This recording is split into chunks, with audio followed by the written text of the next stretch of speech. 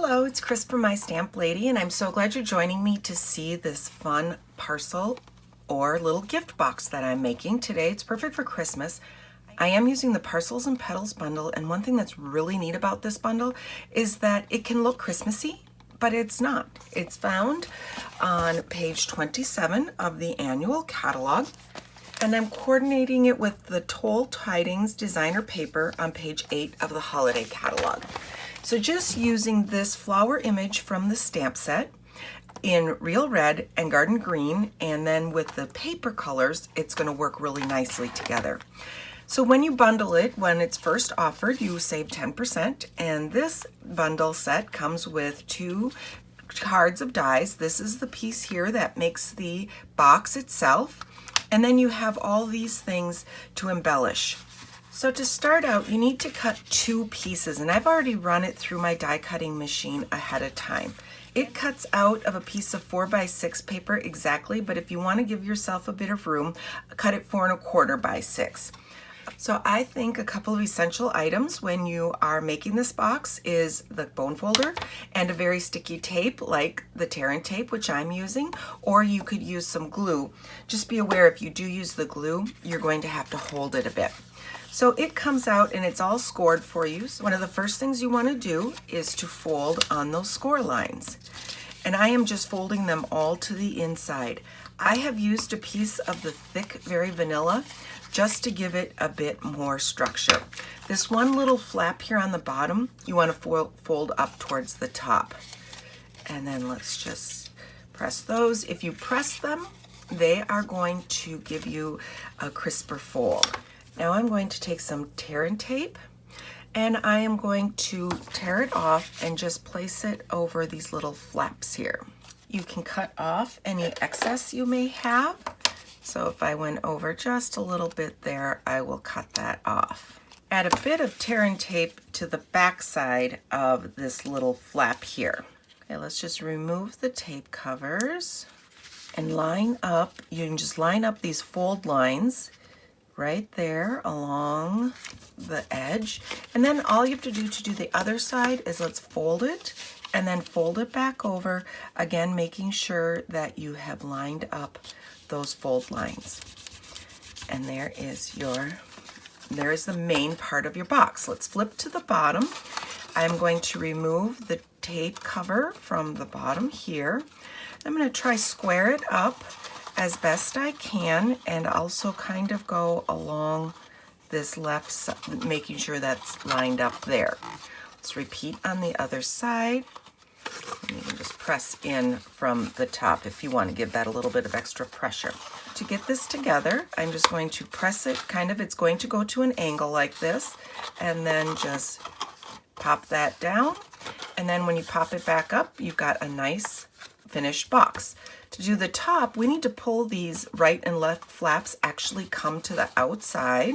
So we will just work it down, kind of fold those over, and then you have a little overlap here so it keeps your box closed.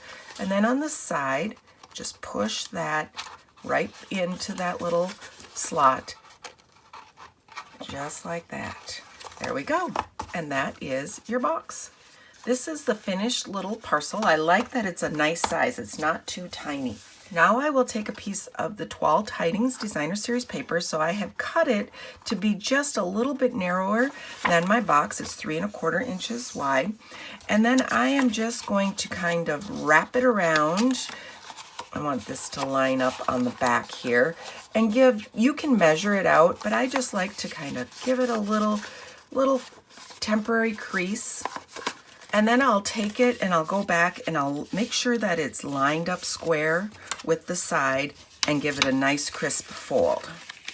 So I'll do that for all of my fold lines. I've placed a piece of tape, tear and tape right here along the bottom. And we'll just go back, wrap this around. I am not actually taping the paper to the box. I'm just taping it to itself so that you can slide it off if you want, just like that.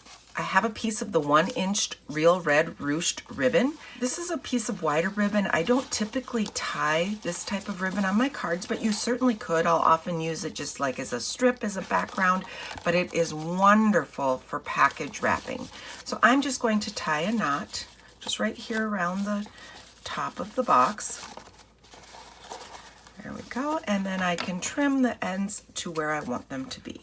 How cute would a bunch of these just be as a decoration on a shelf or at a table? But we're going to add a little gift tag to it. This piece of cardstock is 2 inches by 2 3/4 inch, and the die set includes this little tag topper. Move this out of my way. So I'm just going to place that at the top like that. Bring in my platform, put this down, and line that up with the edges. If you're having some trouble with the magnets pulling, go ahead and add a piece of washi tape or a tape that's not going to stick permanently to hold it in place.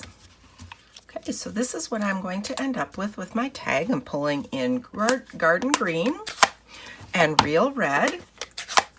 And let's ink up our images. I'm going to do this one in the Real Red. And we'll just stamp that down. And then I want to just grab a little bit of the edges just so it looks like it's continuing on. And I have this little leaf with the Garden Green. So I'll just go in and add that randomly through my flowers. For my next part, I'm stamping the sentiment, a little something, which you could definitely use at Christmas, but if you have a favorite Christmas greeting, substitute that out. Let's take that die. This is the little tag die. I'm going to center that and run this through the die cut machine. I've also cut out the same die, but in the Garden Green, and I'm just going to not glue them together, but layer them together, punch a little hole in the end, and then I will take a length of Sahara Sand twine. And I want to show you a quick trick about where I got this from. So I've been doing this a lot. This is gorgeous twine. It's Night of Navy and Sahara Sand. And sometimes it's wonderful like this, but sometimes I don't want it quite that thick. So I will take and just separate out my strands. And then I'll have a Night of Navy strand and I'll have a couple of Sahara Sand strands. And all you got to do is just kind of take that end, unroll it at the end, and then you have what's remaining. And that's what I'm using here to tie on my tags. Okay, let's tie a knot here, and I'm leaving those other tags, the smaller tags, loose just so that they can kind of separate on their own, and that's what I want. And if I want to, I could take a little mini glue dot, but I want that green to show. So if I want them in place, I could tuck a little mini glue dot under there. This piece of Sahara Sand twine is a bit larger than I need, but I used it for a different project and it was left over, so I'm just using it up here. So let's just wrap this up. And we're going to tuck the tag underneath the bow here, and I can adjust that later, and then I'm just going to tie a bow at the top. The Perfect Parcels is wonderful at Christmas. You could fit a gift card in there and add a little bit of chocolate. Who doesn't like a little bit of chocolate? Or if they don't like chocolate, then you could add a different type of treat inside.